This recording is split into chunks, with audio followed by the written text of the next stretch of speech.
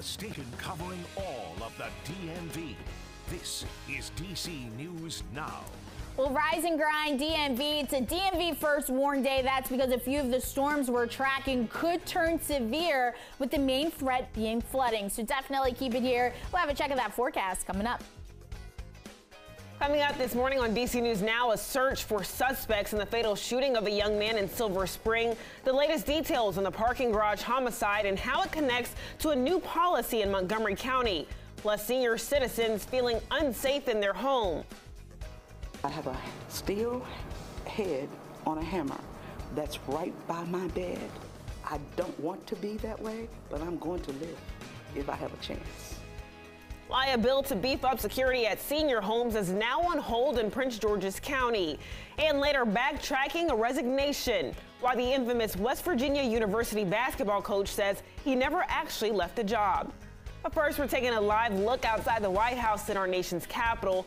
Make sure you're staying weather aware this Sunday. It's a DMV first warn day, and flooding is a real possibility. Good Sunday morning, everyone. Thanks so much for joining us on DC News Now. I'm Michaela Newton in for Tosin Fakile. Weather forecaster Brittany Ward joins us. Brittany, no Sunday fun day for us, I guess. Absolutely not.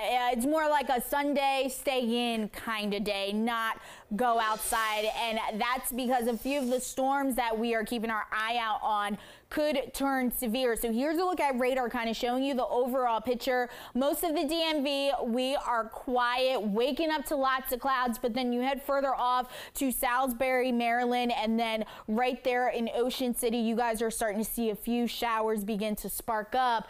This is all ahead of a cold front that we are keeping our eye out on as we head through your Sunday. This is currently in the Ohio Valley, slowly inching closer to Garrett County. This will be providing heavy downpours as we head through the late half of your morning into the early afternoon hours. Some of these downpours could produce some rain totals up to an inch to about 2 inches, isolated 3, which could cause some flooding across much of the DMV, which is my main concern as we head through your Sunday. So definitely keep it here, Michaela. We'll talk about the timing of when these showers will be rolling out of our area coming up. Thanks so much. Well, we have new details on a story we first brought you yesterday morning. Right now, there's an all-out search for a gunman who shot and killed a young man inside a Silver Spring parking garage. And we now know the victim is 21-year-old Kaimani Bailey from Baltimore. As our Dave LaValle reports, this came just hours after the county changed parking policies in the area to prevent crimes like this one. Why does it happen anywhere? Larry Hancock seeks answers outside the scene of a killing in Silver Spring. Someone shot and killed Baltimore's Kaimani Bailey inside public parking garage 3 just after 2:30 Saturday morning. It doesn't make no sense to me why somebody would want to just randomly kill somebody. Am I safe, when I'm walking my dog outside or anything like that? So. Jatavian Jefferson lives in the apartment building next to the garage. I work around here, my doctor's appointments, everything's around here. You just don't really know what's going on. The killing comes almost 7 months after another homicide in a parking garage. Someone shot and killed Charles Reynolds just blocks away in the Wayne Avenue garage on December 21st of last year. Investigators are still looking for the gunman. The senseless act of violence, all this has got to stop. Reynolds' death prompted a new program to improve safety that started this weekend. Parking enforcement officers make the rounds as parking is no longer free on Saturdays along streets and garages in Silver Spring, Bethesda, and Wheaton. The money collected will pay for extra security devices, such as improved lighting and cameras at garages. People who spoke to us want something else. We need more police presence out here. Now, as Dave LaValle reporting, Crime Solvers of Montgomery County is offering a reward of up to $10,000 for information that leads to the arrest of the person responsible. And new this morning, one person is in critical condition following a medical emergency on a boat in the Potomac. It happened near 33rd Street Northwest and K Street Northwest. Officials say the person was brought ashore by a private boat, but to clarify, the victim was not in the water at the time of the rescue. Officials have not released information on what that medical emergency was. Also new this morning, a man is in custody following a fatal pedestrian accident in Fairfax County, Virginia. Police say it happened yesterday morning around 2 a.m. on Columbia Pike in the Bailey's Crossroads area. The victim is 26-year-old Luis Rodriguez. Police say 33-year-old Benjamin Encinas hit Rodriguez and did not pull over at the scene. Now, police were able to locate the vehicle and brought Encinas into custody. He's being charged with driving under the influence. According to official data, this is the fourth pedestrian fatal crash in the county. Meanwhile, in the district, police say a girl and a man were hit by a car in Southeast, and police say the crash happened at the corner of 4th and Savannah Street just after 1 p.m. yesterday. Now, both victims were taken to the hospital, and officials say the girl was in serious condition, but D.C. Councilman Treyon White says he spoke with the girl's family, and she's recovering from a broken shoulder and hip and fractured skull. Now, investigators are looking into what led up to the crash. And a push to increase security at apartments and senior apartment homes in Prince George's County is at a standstill. This despite mounting concerns from residents. Now, Vistas Lakes at Largo is an apartment complex for seniors. It's one of the few apartments that do not have working cameras, but people say they don't feel safe in their own homes. Meanwhile, the Apartment Office and Building Association says a bill working to strengthen security measures at the apartments underestimates costs. I have a steel head on a hammer that's right by my bed. I don't want to be that way, but I'm going to live if I have a chance. I have a one bid for $65,500. So that's a substantial amount of money.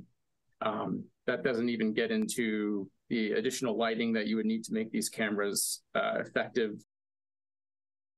The Building Association says they're hoping the county will be willing to help cover the costs. Well, the unemployment rate in the United States dipped to record lows earlier this year, but now with high inflation and the threat of a recession, that number has started to rise. According to a Wallet Hub study, Virginia had the 8th largest increase in unemployment claims since last week of any state. Meanwhile, West Virginia ranked 39th, Maryland ranked 48th, and Washington, D.C. ranked last, having the lowest number of unemployment claims. Meanwhile, a new report shows the country's job market cooling down in June, adding a little more than 200,000 jobs. More than 13 million jobs have been added since President Biden took office, pushing the unemployment rate to just 3.6%. Although the June job report is a bit lower than expected, one economist says it's still a good sign. I like a 200,000 gain because it's the kind of gain that we would expect right now. It's still positive, but it's not something that indicates we're out of control. Experts say the slower growth is just what the Fed is looking for, but some economic analysts say the slower growth might not be enough to prevent another interest rate hike. And developing now, consumers could soon know how much certain goods and services cost before you have to pay for them. The Biden administration is calling on companies to get rid of hidden junk fees. The additional charges pop up at checkout. Our national correspondent Jesse Tenor reports on how this push has moved to the healthcare industry. Junk fees may not matter to the very wealthy, but they matter to working folks. The White House is working to make prices more transparent by eliminating hidden junk fees. We all have experiences with airline fees or ticket fees, right? Overdraft fees. National Economic Council Deputy Director Joelle Gamble says consumers will not only know what they're paying up front, but also save money. What that does is actually leads to competition so that companies lower prices to get you to choose their product. The White House now wants this applied to health care. President Biden announced new steps Friday to crack down on what he calls junk health insurance plans. A type of health insurance that we have seen ripping consumers off. These short-term health insurance plans can help patients who are caught between employer-paid plans, but they often limit doctor visits and don't cover prescription drugs or pre-existing conditions. They've been paying premiums, but find themselves with these huge bills. Insurance companies can offer coverage for up to 3 years under these short-term plans. But Kristen Link-Young, Deputy Assistant to the President for Healthcare, says the new proposed rule would change that. Short-term means truly short-term. Plans that don't comply with the consumer protections that people need and deserve are limited to just 3 months. States currently decide how to regulate these plans, and 12, along with Washington, D.C., do not allow them. In Washington, I'm Jesse Tenor.